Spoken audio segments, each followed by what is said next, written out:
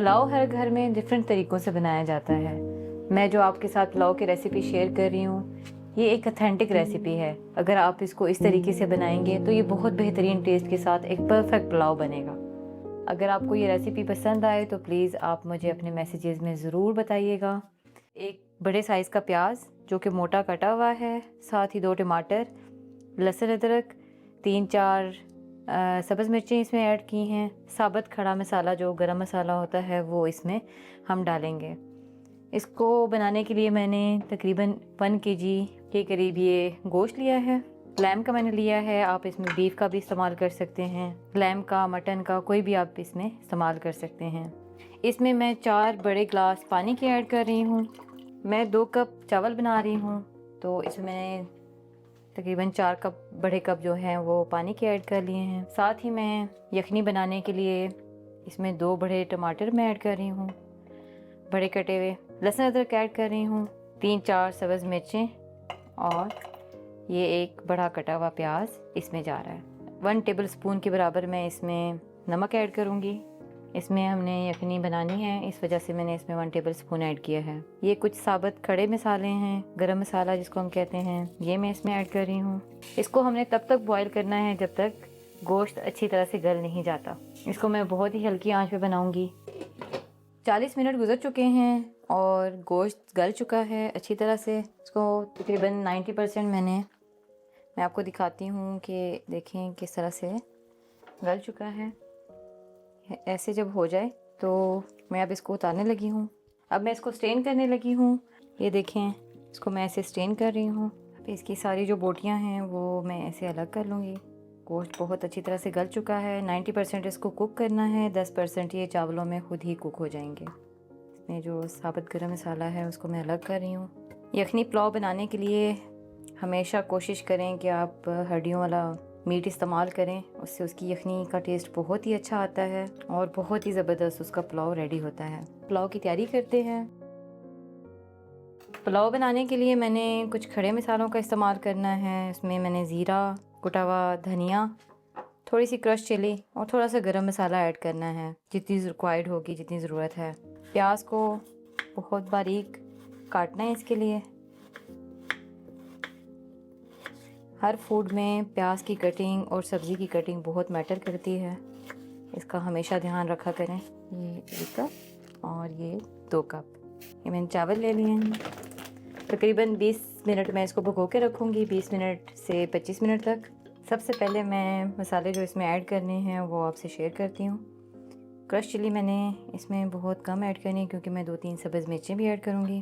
ساتھ ہی دھنیا سے اس کا بہت ہی اچھا ٹیسٹ آتا ہے. ساتھ ہی تھوڑا سا زیرہ پاؤڈر 1 ٹی اسپون، اور گرم مسالہ بھی اس میں، کیونکہ ہم نے کھڑے مسالے جو تھے وہ ایڈ کیے تھے، ان کا ٹیسٹ بھی تھا، تو اس لیے میں 1 ٹی اسپون ہی گرم مسالہ کوٹا ہوا جو ہے وہ ایڈ کر رہی ہوں. اور میں نے اس میں 1 ٹیبل سپون پہلے نمک ایڈ کیا تھا. اب اس میں تقریباً 1 ٹیبل سپون میں اور زیادہ ایڈ کر رہی ہوں. ٹوٹل 2 ٹیبل سپون ہے اس میں. کھڑے مسالوں میں 2-3 لونگ لے رہی ہوں، بڑی الائچی، 2-3 کالی مرچیں، ایک چھوٹا سا ٹکڑا دار چینی کا، اور یہ کری پتہ. یہ میں اس لیے ایڈ کر رہی ہوں، آپ کی چوائس ہے، اس سے اس کا ٹیسٹ بہت ہی اچھا آتا ہے. ہم پہلے بھی ایڈ کر چکے ہیں اس لیے میں نے بہت تھوڑی اس میں ایڈ کی ہیں.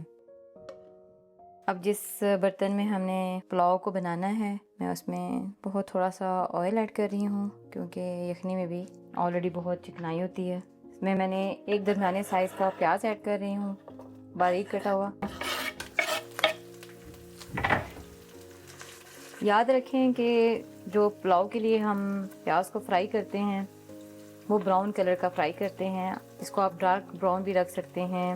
آپ اس کو جس طرح آپ کا چاولوں کا کلر پسند ہے آپ اس حساب سے اس کو مینیج کر سکتے ہیں. میں اس کو ڈارک براؤن نہیں بلکہ لائٹ براؤن کلر میں پلاؤ بناؤں گی. آپ اس کو ڈارک کلر بھی دے سکتے ہیں، تھوڑا سا پیاز ڈارک کر کے. پلاؤ کا اصل کلر براؤن ہی ہوتا ہے، اس لیے میں اس کا کلر براؤن ہی رکھوں گی. ساتھ ہی اسے میں کھڑے مسالے جو تھے وہ بھی ایڈ کر رہی ہوں. پیاز ہمارے براؤن ہو چکے ہیں. اب میں اس میں تھوڑی سی یخنی ایڈ کروں گی. میں پانی نہیں ایڈ کر رہی، آپ پانی بھی ایڈ کر سکتے ہیں. میں یخنی ایڈ کر رہی ہوں. ساتھ ہی میں تھوڑا سا اس میں لہسن ادرک کا پیسٹ ایڈ کر رہی ہوں. ہم آلریڈی پہلے یخنی بھی ایڈ کر چکے ہیں. دیکھیں کتنا پیارا کلر آیا ہے۔ 4 سبز مرچیں اور 1 بڑا ٹماٹر میں نے کاٹ کے رکھا تھا، وہ بھی میں اس میں ایڈ کر رہی ہوں، اور ساتھ ہی جو مسالے تھے وہ میں اس میں ایڈ کر رہی ہوں۔ اب میں تھوڑی دیر اس کے اوپر ڈھکن رکھ دوں گی تاکہ ٹماٹر اچھی طرح سے گل سکیں۔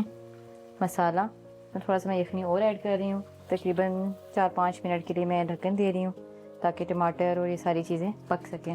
3 سے 4 منٹ گزر چکے ہیں، یہ دیکھیں ٹماٹر اچھی طرح سے گل چکے ہیں، میں دکھاتی ہوں آپ کو، یہ دیکھیں اچھی طرح سے اس میں مکس ہو چکے ہیں۔ اس پوائنٹ پہ ہم اس میں جو گوشت بوائل کیا ہوا تھا وہ ایڈ کر رہی ہوں، وہ اچھی طرح سے مکس کر لینا ہے اور 2-3 منٹ اچھی طرح سے اس کو پکا لینا ہے۔ یہ دیکھیں 3-4 منٹ گزر چکے ہیں، اب میں اس میں یخنی ڈالنے لگی ہوں۔ ہم نے یہ والے کپ 2 چاول کے لیے تھے، اب میں اس میں 3.5 کپ یخنی کے ایڈ کر رہی ہوں۔ اگر یخنی کم ہو جائے تو آپ پانی بھی ایڈ کر سکتے ہیں۔ 3.5 کپ میں نے اس میں یخنی کے ایڈ کیے ہیں۔ اب ہم ویٹ کریں گے جب تک اس کا بوائل نہ آئے۔ یہ دیکھیں یخنی کو اچھی طرح سے بوائل آ گیا ہے۔ اب میں اس میں جو چاول میں نے تقریباً 25 منٹ بھگو کے رکھے تھے اس کو میں نے پانی سٹرین کر لیا ہے، اب میں اس میں یہ اس طرح سے ڈال رہی ہوں۔ میرا یہ الیکٹرک کوکر ہے، رائس جل جاتے ہیں اس لیے میں توے کے اوپر اس کو دم دوں گی۔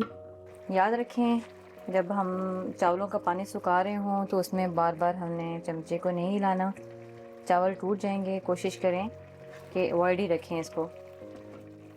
جب اس پوائنٹ پہ تھوڑا سا اس میں ہلکا سے ببل رہ جائے چاولوں کے تو میں اس کو اب دم لگاؤں گی۔